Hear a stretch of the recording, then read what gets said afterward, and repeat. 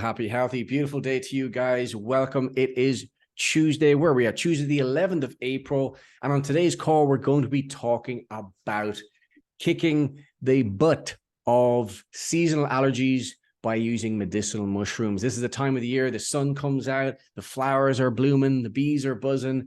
People are having a great time, but not everyone. Some people are really struggling with this time of the year because of the increase in pollen, because of animals, and because of all kinds of allergy issues that are stemming from imbalance in the body. And we're going to talk today with global health expert, Dr. Bob Rakowski, on how can medicinal mushrooms impact upon this challenge. What kinds of medicinal mushrooms would be the top ones to help flood the body with oxygen and help to bring you back to a state of balance? And also, what are some other holistic strategies that you can incorporate or really double down on in order to bring yourself into the best state of health? This year, we're on a mission to impact the lives of 100,000 people with some really epic strategies that we love to share with you guys. And Dr. Bob would also like to share with you. But just to give you a quick overview, Dr. Bob has excelled as a functional medicine doctor for the last 3+ decades, really looking at root cause, helping athletes who are top of their game or people who are on the other end of the spectrum who got some unfortunate news, thought they were going to exit this existence, got some great advice from Dr. Bob, and happily are alive and well decades after they had that initial review from their medical doctor. So, Dr. Bob, great to have you here on this call. We know this is a challenge for a lot of people. 50 million plus Americans, I believe, I was looking at some statistics, are affected by seasonal allergies and asthma coming up to this time of the year. So definitely a big problem that people deal with in the springtime. Yeah, certainly when you start talking about seasonal allergies, spring and there's fall, and believe it or not, some people even have some summer allergies. And depends on where you are. Like here, we don't have much of winter. So some people have challenges then as well. And Eric, it's pretty fascinating. What I've seen here is as the environment changes, so do the allergens. We have occasional hurricanes. And what I've seen is in my patient base is after a hurricane, it seems like a lot of strange things blow in and allergies are a lot more dominant than they are on non-hurricane years. We want to figure out what's going on and then ultimately give people a plan where if they're suffering, let's make sure you never suffer again if we dot the right I's and cross the right T's. Excellent. Yeah, that's something you're absolutely on the money there. It's not just this time of the year.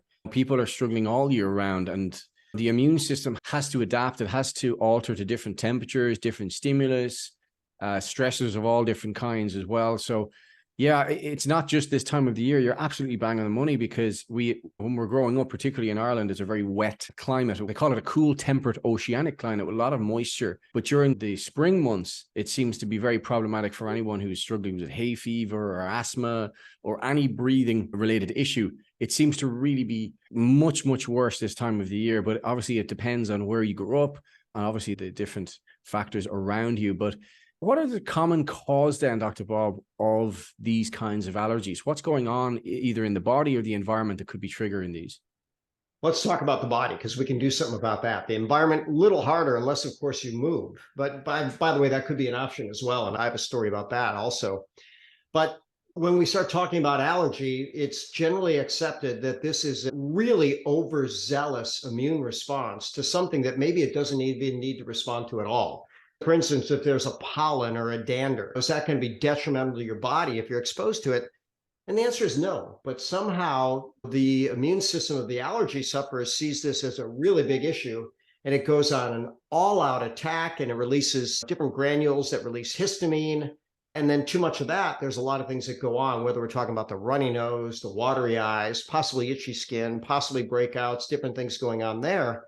But ultimately, we want to balance the immune system. That's really the key to solving this allergy issue. Yeah, balance is really, we hear this word used, we need to find balance. And in theory, yes, it's true. But I think a lot of people fail to understand what balance is.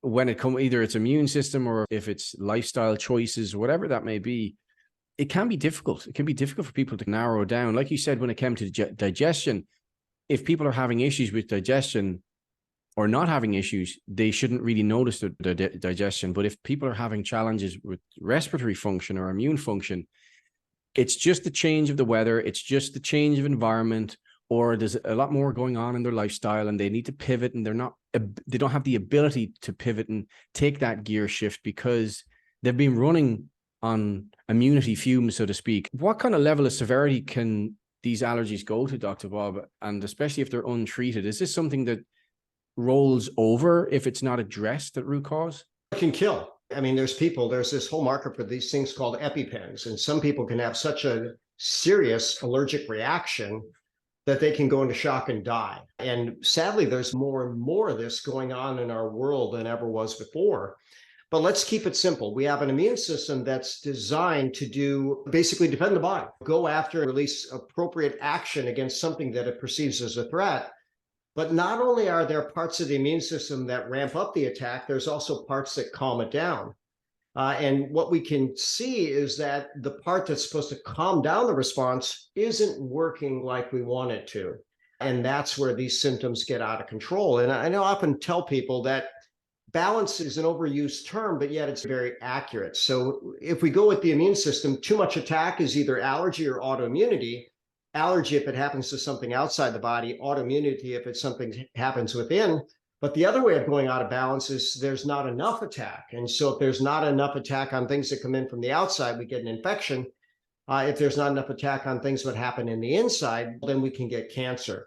And so we want our immune system to be diligent enough to protect us, but we also want the part of the immune system that says, okay, this is no longer a threat, let's calm down, to be working as well.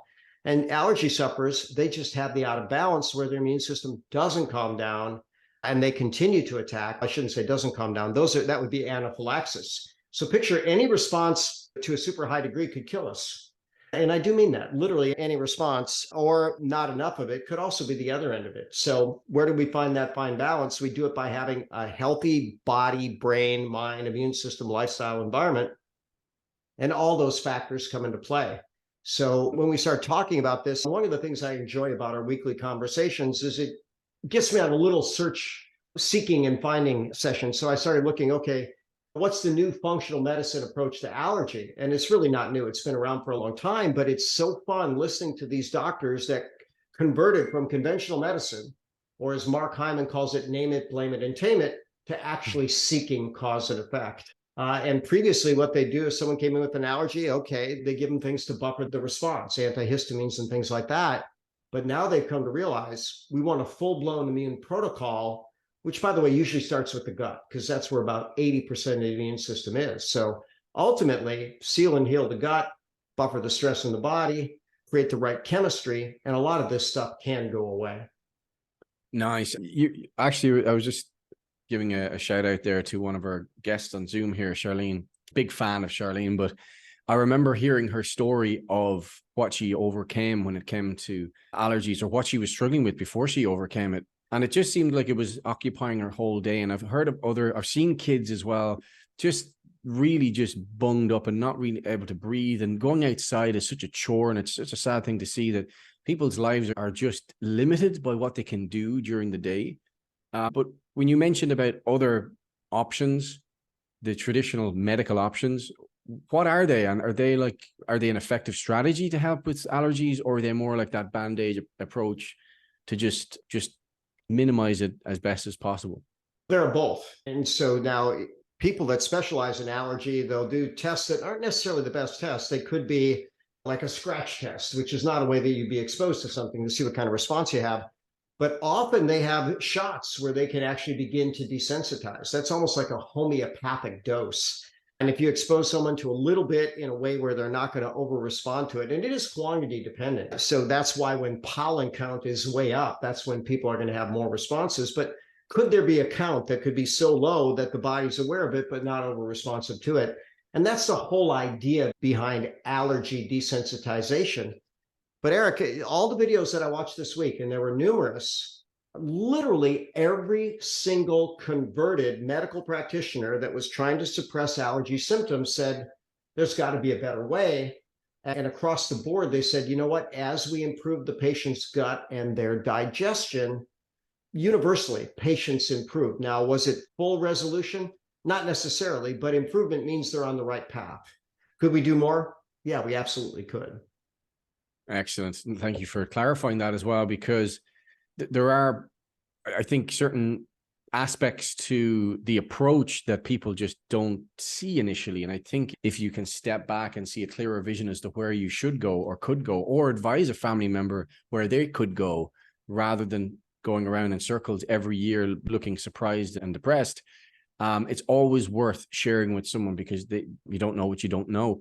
But when it comes to the environment, you mentioned earlier about that you can change your environment, but what are some of the environmental factors that you see, Dr. Bob, that have maybe triggered an increase in immune dysfunction over the last couple of decades? Anything there that's flagging off to you that you think is a chief concern that people should ideally try to avoid as best they can given the circumstances?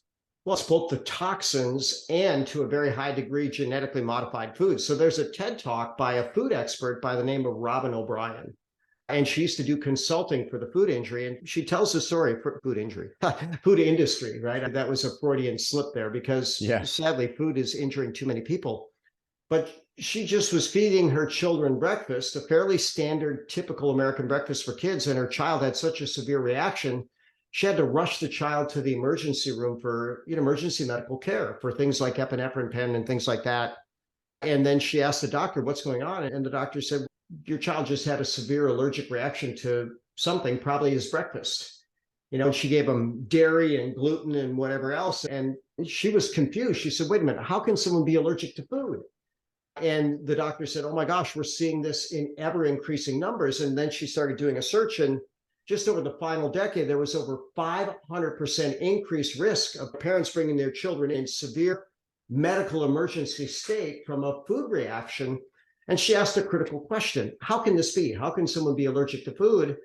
And then she realized that our foods contain proteins, foreign proteins that people were never, ever exposed to because of genetic modification. And so that's certainly one thing that can do it. I tell people the enemies of the immune system, besides a foreign protein that they'd ever been exposed to, stress and sugar. And let's face it, we could make an argument that both of these things are at an all-time high. And by the way, if I were to talk about the enemies of the gut, stress is a major enemy of the gut as well. You start developing what's called a leaky gut. And not only will you be reactive to foods, but also other things in your environment like pollens and molds and danders. We're seeing that. We're seeing that this is going up exponentially. And then the other end of it, what about autoimmunity? That's also going up exponentially. What about infection? That's going up too. What about cancer? Hey, that's going up too. So whatever we're doing to the environment, it's time to take notice and say, all right, no more of this. And it looks like we're going to have to do it on an individual basis rather than expect public policy to carry the day. Yeah, that's something I've heard numerous times on podcasts with the likes of Paul Check, where he's talking about your money, you're buying dollars or whatever currency you're currently using, that will dictate the industries that flourish. So if we're starting to invest in biodynamic farming, organic farming, grass-fed meats, we're not putting money into caged hen or caged eggs production or commercially raised animals. You're going the extra mile to invest in yourself and invest in the ecosystem that's surrounding us each and every day. It makes sense, but you know what? It baffles me the level of greed and stupidity that certain leaders would adopt to go, okay, this is what the direction we're going, and this is going to produce this yield, but yet they don't see the organic damage that's being done and the spillover that can have. And I see recently as well with that whole spillage in Ohio, Dr. Bob, that seems to be still quite destructive when it comes to the air that people breathe and animals dying off. And it seemed to be really underplayed, actually, for the most part on social media and other medias. I'd reached out to a number of people that were living in that area, and it was like their lives were turned upside down. But on the other side of the country, people are reacting like it's not that big of a deal. But I mean, until you're in an environment and you're breathing that air and you're drinking that water or bathing in that water, it's a different story altogether.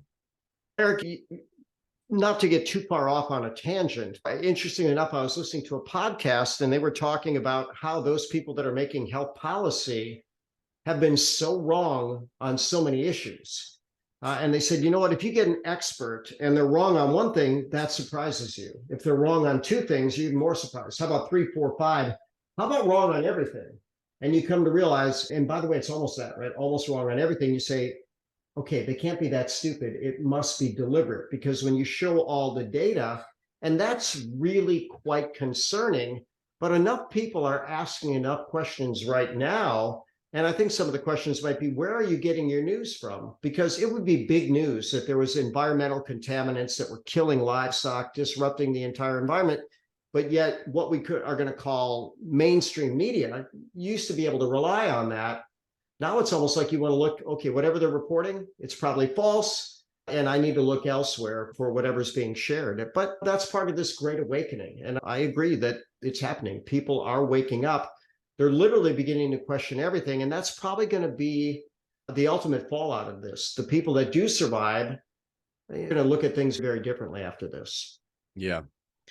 Yeah. I feel it's something that kind of gets under my skin as well, that so much things are passed around, and it seems obvious at first for some, but to other people, it seems that's the way it has to be. But although it be tragic in some ways that people believe what they're told all the time, in other ways, there's a great learning in that it's opportunity, like you said, for growth and stepping back from things and asking questions. But when it comes to solutions, because we're in the solutions game, we look for solutions for health and happiness. And as you always do, health, happiness, and success is your benchmark of what you are or who you are as a man and what you are constantly building upon. But when it comes to medicinal mushrooms, Dr. Bob, we've been sharing these for a number of years and very passionate about medicinal mushrooms.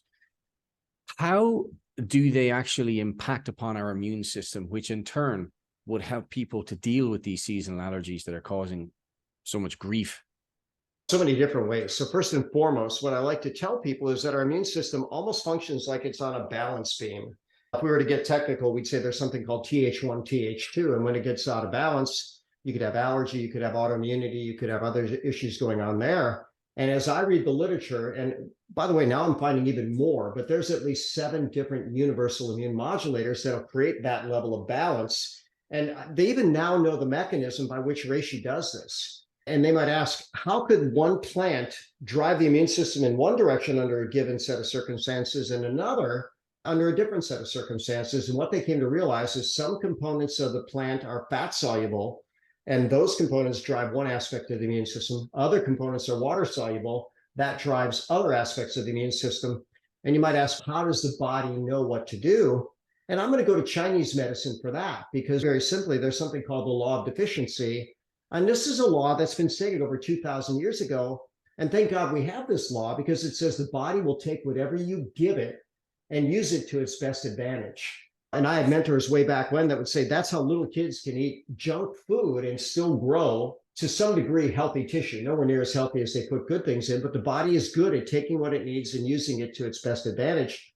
The term adaptogen has been used. It's an immune adaptogen, it's a stress adaptogen, it's an acid alkaline adaptogen, it's an inflammatory adaptogen. Looking across the board, it's, by the way, why they call it the king of herbs, because no matter what seems to be going on in the body, it has the right blend of nutrients, all the fabulous 50, all the vitamins, minerals, amino acids, proteins, carbohydrates, fat, fiber, and water in doses that make a difference to human health, but also 430 unique molecules, which sometimes they call it the entourage effect, that says, okay, let's ask all 430 of these members, which direction should we move the body? And let's ask the body, which direction do you want to move? And somehow that communication between the plant and what's happening seems to be universally good with no downside. And that might sound too good to be true to some people, but here's what we'll tell you: put it in your body. And we've got 5,000 plus years of human documented data and 3,000 published medical studies that say exactly that. Beautiful, guys. And if you're just joining us here, you popped in on Instagram or you're joining us on Zoom, we're talking about seasonal allergies, fighting seasonal allergies with medicinal mushrooms. And this king of herbs, as Dr. Bob mentions, has been in Chinese medicine for thousands of years. We've been sharing it for not thousands of years ourselves. I can't claim that I'm thousands of years old, but you know what? I'm certainly feeling good for 40. But we've been sharing these for a number of years. We are now partnered with a company that have the purest form of reishi on earth. We have numerous patents on it to have the highest nutrient availability, the highest taste, essentially element to this as well, because we've infused in a way that people love to enjoy it. But now we've started to, cheers to you as well, Dr. Bob, and everyone else here sipping on some medicinal mushroom infused beverages. But we've added a few different to our medicinal mushroom family. So we've been sharing Reishi. That was the company's flagship for a number of years, also known as Ganoderma. Could you just share the evolution, Dr. Bob, of what our partners have actually introduced and why it's so significant having this high level of potency, as there's so many kind of mediocre replicas out there when it comes to medicinal mushrooms? Let's be honest, it's called what it is, that don't have the potency, that doesn't give you the bang for your buck, and certainly doesn't give you the greatest personal clinical trial to put this to the test. Well, Eric, we start looking at this idea of, in nutrition, they called it label dressing. They put something on the label and people would say, oh, that's good, I want it. But what if it was in a form that their body couldn't use it, or it was in such a trace amount where they can just use something called proprietary blend and then protect against how much they actually have in there. And sometimes it's just such a minuscule amount that it's not going to make a difference. But when we start looking at the evolution, very fascinating that about 15 different years ago, a guy named Bernie Chua said, you know what, here's what I know. This herb is beyond fantastic. He called it the top treasure of the world. And he created a company that's the mission was to share the treasures of the earth with the people of the earth. And what a wonderful goal there. And by the way, I just saw Charlene pop into my picture, so maybe she wants to give a good testimonial there. But you know what? I have used reishi in clinical practice all 3+ decades. And here's what I can tell you. I would use it in a tincture that would taste bad because it's really quite a bitter herb, and bitter has a lot of value in the body. A lot of the most potent herbs are pretty bitter, whether they're going to kill something or enhance digestion or whatever. But they came to realize that, okay, if people have a need, they'll take this, but once they're feeling better, they stop. But what if we put it in coffee and tea? What if they could get it multiple times every single day, never needing to be reminded, never planning to quit? And that was their start. And then you look at the evolution, they thought kids need it too. They don't drink much coffee and tea. Let's get them some cocoa. And then they ultimately came up with a shake. And by the way, that they're working to fast track that. There were some supply issues, but we're hoping to get the shake back by fall. That's the new timeline. And that would be really awesome. But then they have an all organic skincare and soap and toothpaste and brain technology and brain energy drink. And as the coffee expanded, there's now a blend, the royal blend with Reishi, Cordyceps, and Lion's Mane. And when we start talking about allergies, Lion's Mane, it's just coming up to speed. And I was just actually disclosing my ignorance. I didn't know the technical name of Lion's Mane, and it's got a Latin name, just like Reishi is known as Ganoderma lucidum. And when I looked up Lion's Mane on PubMed, I thought, okay, 50 studies, it's relatively new. But when I found the technical name and plugged that in, over 300 studies. So it's well documented. But here's what we know. These medicinal mushrooms, they're all in the category of superfood. The medicinal mushrooms are. And so they're so good as adaptogens for the body. But keep in mind, there's only one king, and that's Reishi. And then the number two, and it's not too far behind, is actually Cordyceps. Lion's Mane would be a distant third, but yet all these things have extreme value. So the evolution is we keep adding ways to get it to people in a way that they enjoy. And then we keep adding value to what we're putting in their bodies. And here's what we know. When we add value to the world, it comes back. And that's what we're seeing with this beautiful company that keeps expanding, not only where they do business, but how they do business. And we're thrilled to be a part of it. Absolutely, Dr. Bob. Absolutely, really find it quite amazing on a daily basis when I wake up and I really realize that we get something so powerful in such a delicious way that you become extra grateful for what we have. We feel obliged to share with people because, you know, what this can do for someone. We don't know. We can't make health claims when it comes to a product. Obviously, we have the purest form of this superfood in our products, but we can't actually overpromise anything. But what we do see is a lot of evidence over the last number of years of people just feeling better in themselves. And one of the ladies on this call, I'll circle back around in a minute to my final question, just open up to any questions here in the chat. But an amazing lady I met out of South Africa was sharing with me her struggle with allergies and how it was a game changer for her. Just really, she just didn't enjoy being outside really at all. It was a problem. Charlene, just wondering, could you share what was the level of struggle you were going through with your allergies? What changed since you added Reishi to your lifestyle and Cordyceps? And what do you enjoy most now about where your life is at? Thank you, Eric. So for me, my health was really bad. Allergies meant that I couldn't even go into my backyard in winter because I was allergic to the mold. The doctors had a joke with me about needing a plastic bubble. Dr. Bob mentioned the allergy specialist and the desensitization therapy. They wouldn't even try that with me. So everything had to be thought out. I had a clear sort of treatment plan for as the allergies would escalate. And most of the medications would make you either groggy or sleepy and would just have a negative side effect in any event. And so I couldn't really live life at all. Right now, thanks to Reishi and Ganoderma and taking cordyceps, I'm able to walk on grass and not itch.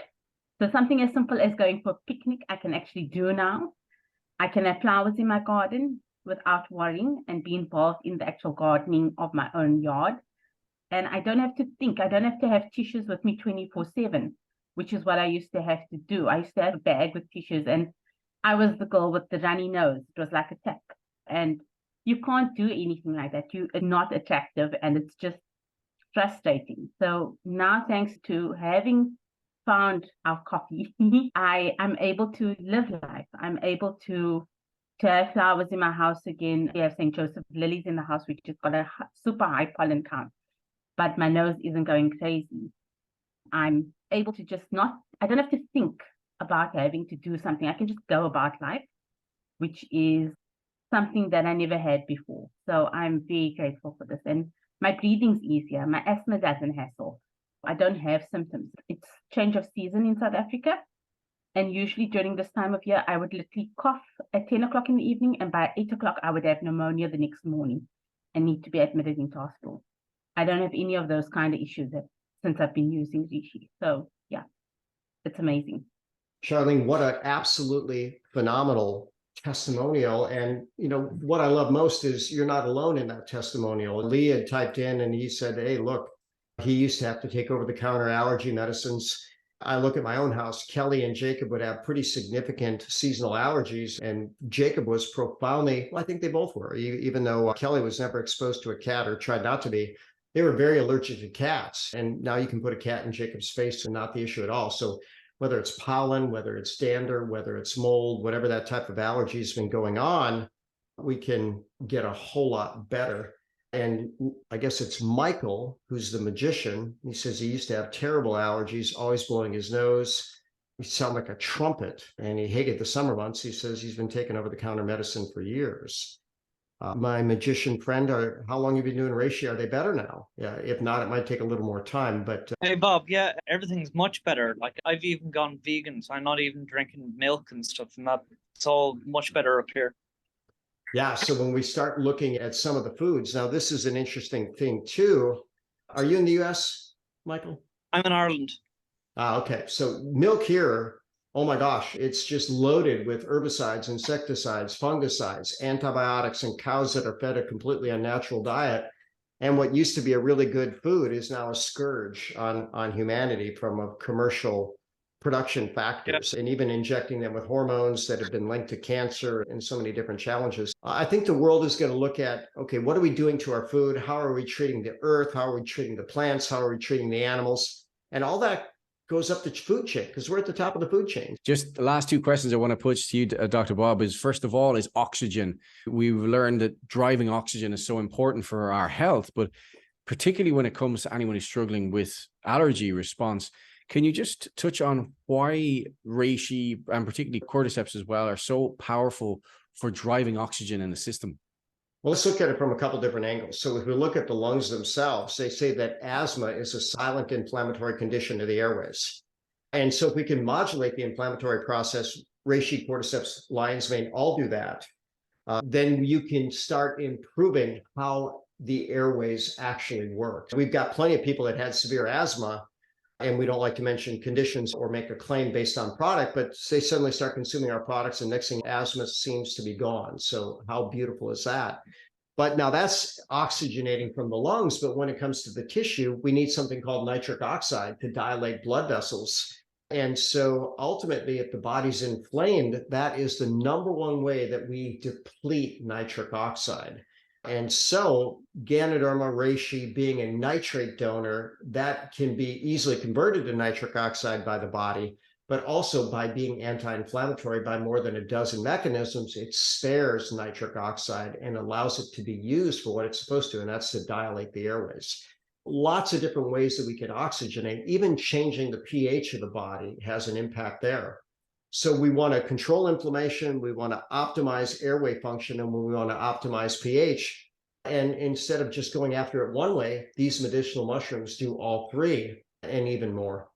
Beautiful. And if you were to give someone a protocol, Dr. Bob, for medicinal mushrooms to incorporate in if they're struggling with allergies, what would you prioritize? I know we have the spores, the reishi spores is super powerful, and of course the elements of cordyceps. But are there particular combinations that we'd recommend to someone who is struggling, or volumes that they should experience to give a go? The nice thing about this is they're all safe. I tell people that bodies respond to frequency, duration, intensity, quality, and timing of stimuli. And there can be almost like a pharmacologic effect. There's certain even nutrients like bioflavonoids, which, by the way, give color to plants, and those are known to actually stabilize mast cells. So one bioflavonoid, and there's over 2,000 named bioflavonoids, got a lot of press these last couple of years, and that was called quercetin because it had benefit with the recent virus. But I tell people, 2,000 bioflavonoids, why not just get colorful plants? And reishi has such a beautiful, rich red color. It's going to be loaded with these bioflavonoids. And if people want to do extras, they can. But they can take the capsules as often as every waking hour. So the spores are the most potent. They're my go-to for almost everything. Sometimes people with brain issues, they say, you know what, the mycelium works better for me. So maybe they do that. And the Ganoderma lucidum can also have benefit there. But ultimately, cordyceps in our red tea, I like the idea of brewing that, cold brew, and essentially drinking that all day long, taking capsules every waking hour. Now that we have the royal coffee, that's even a more potent and well-rounded way of balancing the system. And I noticed that someone typed in the chat, can you balance king and royal or blend them? Absolutely. Can you balance black and king and royal? Why not? And in fact, I just started doing that the other day. I found it fascinating.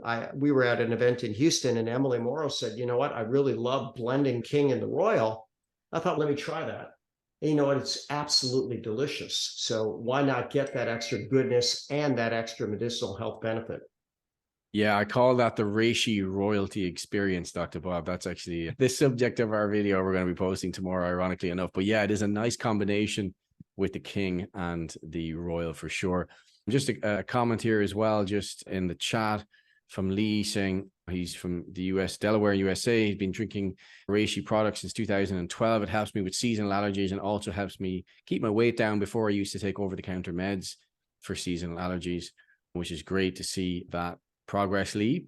Lady on iPhone, I believe, why does a person get a rash using the spores in latte? That would likely be a detox reaction. So I tell people the skin is the largest excretory organ of the body. We'll look at the term, if we use the term Ganoderma lucidum, it literally means bright and shiny skin. It's phenomenal for the skin. It's anti-aging, but that doesn't mean it's not going to help your body do what it needs to do, even when it seems to be moving in the wrong direction. Skin is one thing that can happen. I've had people that have had bowel urgency for a couple of weeks after starting our products, and they say, oh, there's something wrong with this. It's like, no, there's something not quite right with you, and it's getting better with each cup, which, by the way, the royal, this might seem like a reach for a lot of people about something they've never considered doing, but if you actually looked up the history of coffee enema, this is a great way to detoxify predominantly the liver and to some degree the bowel. And someone said, oh my gosh, they had the best coffee enema after using the royal. So we thought, why don't we term that the royal flush? So there you have it, right? Maybe that would be a funny Instagram as well. I'll have to think about the strategy behind that video, Dr. Bob, if I ever venture down that way. But well, thinking that you and Issa could come up with a creative and yet still very tasteful, showable way of shareable. Yeah, absolutely. We don't want to get shut down for explicit content, Dr. Bob. Although there is a lot of explicit content out there, it would be far more out there than what we would put out there. But either way, I could actually see Issa as showing up not as the evil doctor, someone with really good intentions, and then you being the patient, and your two acting skills. I think it could be epic. So. You're putting ideas in there, but all in the name of education and helping people to get to where they want to go, either whether it's through detox, allergy response, you name it. It's just great to have this amount of knowledge, Dr. Bob. So I really appreciate you sharing these nuggets with us, and in a humorous way as well. Guys, great to have you on Zoom here. I hope you got some nuggets and value and learned something new.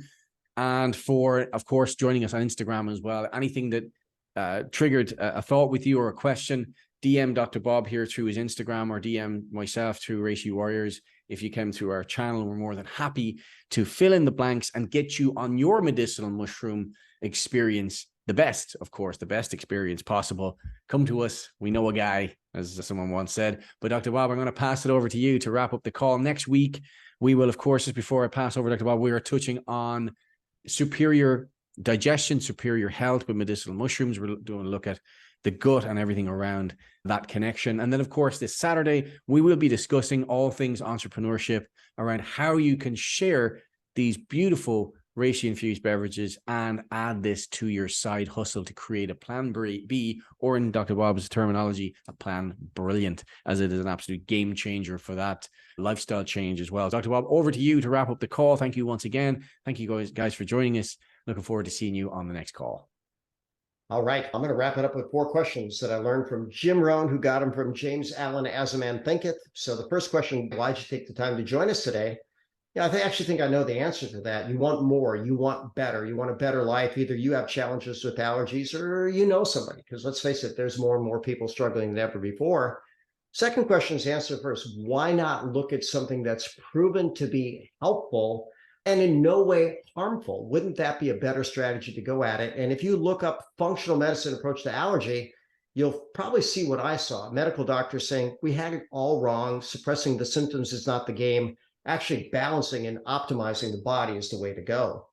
Next question is, why not you? We're offering simple, proven, and delicious strategies to enhance your body. So why not take advantage of that? And here's the final question. Why not now? The longer you wait to act on information, the least likely you are to act on it. So whoever referred you to this Zoom or Instagram or replay or wherever you're seeing it, reach back and say, you know what? I want the best for my entire life. And here's what I'll tell you. And full disclosure, Eric and I are investors and partners with the company. I give 100% money back return on investment, right? If you're not completely satisfied after you buy a box and finish it, I'll refund every penny. That's certainly for everybody on our team. And there's probably even people not on our team, but here's what I can tell you. In 11 years, no one's asked for a refund. So that probably speaks volumes. So give it a shot, see what it'll do for you. And then if you want to partner with us, join us Saturday, and we'll share strategies to do that. So Eric, big hugs to you and your beautiful wife, Charlene. Love seeing your picture.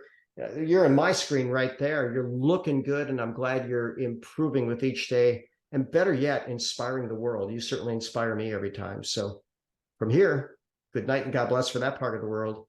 In this part of the world, good day and God bless.